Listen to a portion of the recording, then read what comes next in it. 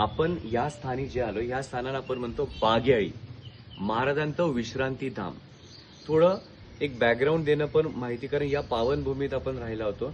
या पावनभूमीचं मूळ नाव विद्यानगरी, विद्येचं माहेर. ही साधी भूमी नाहीये. इथे साक्षात दत्तगुरूंनी विष्णूंचे 6वे अवतार परशुरामांना दीक्षा दिलेली भूमी आहे.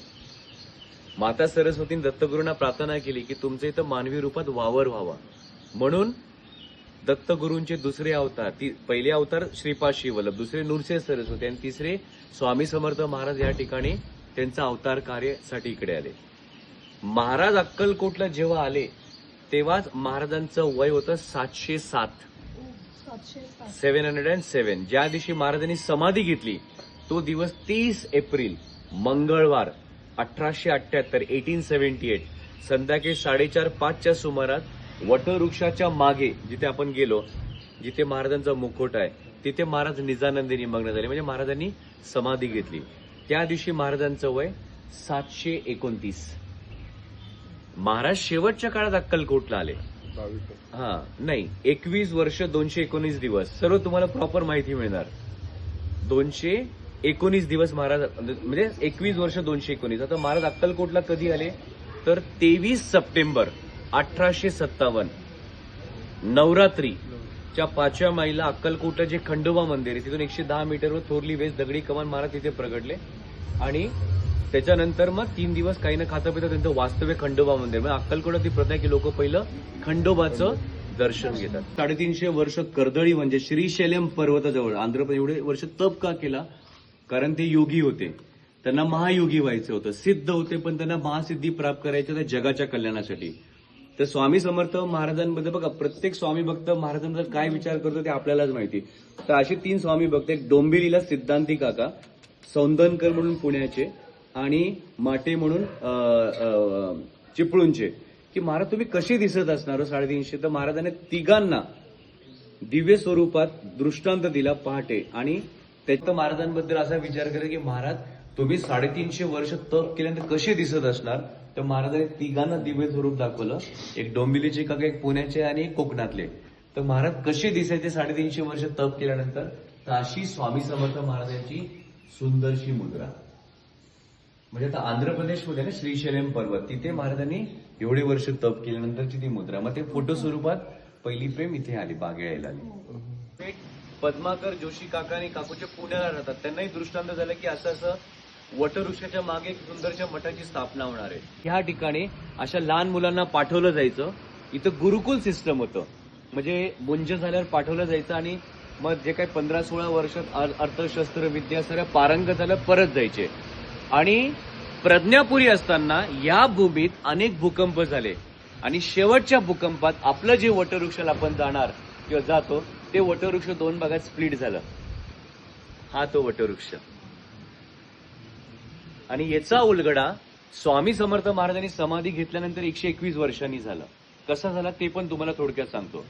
आणि या जागेचं नाव अक्कलकोट का, तर इथे अक्कल काळा नावाची वनस्पती, त्याचा काळा पिल्याने बुद्धी तल्लक होते, ते अक्कल.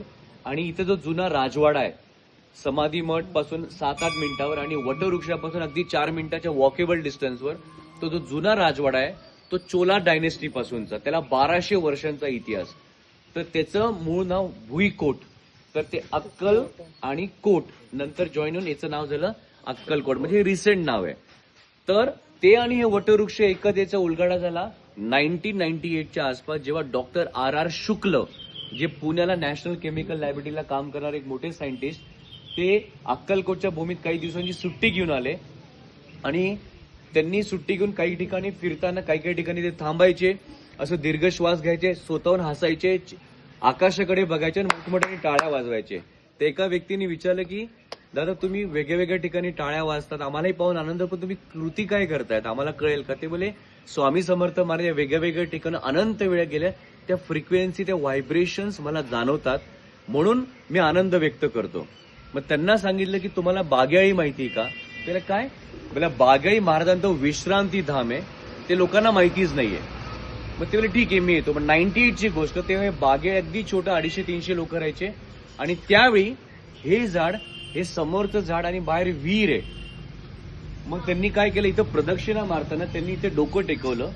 तर जसं डोकं टेकवलं त्यांना खाली खूप लहरी जाणवल्या, एक म्हणजे ना आनंद, एक वेगळं फ्रिक्वेन्सी जाणवल्या. आणि इथे शिळा होता, त्या शिळ्यावर महाराज आराम करायचे. महाराजांची हाईट होती 7 फूट 2 इंच. महाराजांचे रुंद खांदे, देहकांती लखलखीत, त्यांच्याकडे पाहूनच काय तर सिद्ध पुरुष आहेत. महाराजांचे दोघंही हात गुडघ्याच्या खाली, आजान भाऊ. म्हणून गुरुलीलामृतमध्ये नमूद आहे की मीच राम आणि मीच कृष्ण. स्वामी समर्थ महाराज चालायचे तर वायू वेगाने. वायू वेगाने म्हणजे महाराज 1 किलोमीटर 5 ते 5.25 मिनिटात कव्हर करायचे. म्हणजे आपल्यासारख्या लोकांना पळायलाच लागायचं. स्वामी समर्थ महाराजांची नजर भेदक. राग आला तर समोरच्या व्यक्तीला भस्मित करतील असा राग देखील होता. आणि महाराजांना हसवलं तर एवढं हसवायचं की स्वतःचं पोट धरून भिंतीकडे करायला लागायचं. स्वामींच्या फोटोकडे पाहिजे 4x7 असा मोठा घरात फोटो आहे. तर तिला स्वामींच्या डोक्यावर जटा दिसायच्या शंकराच्या. आणि तिला रोज ट्रेनमध्ये ती कांजूर मारला एका कॉर्पोरेट ऑफिसमध्ये जनरल मॅनेजर पोझिशनला. तिला केबिन मध्ये देखील असा इकोइस्टिक आवाज येतात की माझं ब्रह्म विष्णू महेश वटवृक्षाच्या समोर आहे. तर तिला कळायला मार्गाने की भास होतोय, पण आवाज असा ऐकायला येतोय, सतत ऐकायला येतोय. मग तिने पतीला सांगितलं की असं काहीतरी मला आवाज येतोय आणि रोज मला स्वामींच्या डोक्यावर जटा दिसतात. मग ते बोलले ठीक आहे. आता 4 वर्ष झाले अक्कलकोटला गेलो आणि कदाचित महाराज बोलवतात. मग आले अक्कलकोटला, वटवृक्षाला गेले, अनेक लोकांना भेटले की मला असं स्वामींच्या टाळूवर जटा का दिसतात आणि आवाज काय येतो की माझं ब्रह्म विष्णू महेश वटवृक्षाच्या समोर आहे. त्यांनी त्यांच्या परीने उत्तर दिले, पण ते उत्तर मिळाल्यानंतर ते परत दादरला गेले, रात्री पोहोचले आणि पहाटे परत तिला ते स्वामींच्या डोक्यावर जटा दिसल्या. मग ती डिस्टर्ब झाली. मग दादर मठात गेल्यानंतर त्यांनी विचारलं की मला प्रश्नांचं उत्तर मिळत नाही, असं कोणी आहे का ज्याला महाराजांबद्दल खूप माहिती. मग त्यांनी सांगितलं की नम्रता भट मॅडम आहेत, ज्यांनी स्वामी समर्थ महाराजांवर जवळ 39-40 वर्ष लिखाण केले. म्हणजे स्वामी समर्थ महाराज 729 वर्षात जेवढ्या हजारो ठिकाणी गेले त्या ठिकाणी जाऊन त्यांनी लिखाण केले. त्यांचे 4 खंड आहेत महाराजांवर. मग अनायशा त्यांच्याशी कॉन्टॅक्ट झाला. मग त्या नम्रता भट मॅडम त्या प्रियाताईंना या ठिकाणी घेऊन आले आणि ब्रह्म विष्णू महेशांच्या जटांचा उलगडा या वटवृक्षाच्या समोर बघा. एक्झॅक्टली माझ्या डोक्याच्या वरती जर पाहिलं काय दिसतं तुम्हाला, औदुंबर बघा, छोटे फळ पण दिसतं एक्झॅक्टली माझ्या डोक्याच्या वर. औदुंबर म्हणजे काय, ब्रह्मा. पिंपळ म्हणजे काय, विष्णू. या आता थोडं पुढे या. आणि ज्या जटा दिसायच्या म्हणजे महेश, या त्या जटा. कारण जटा कधीही औदुंबराच्या झाडाला नसतात.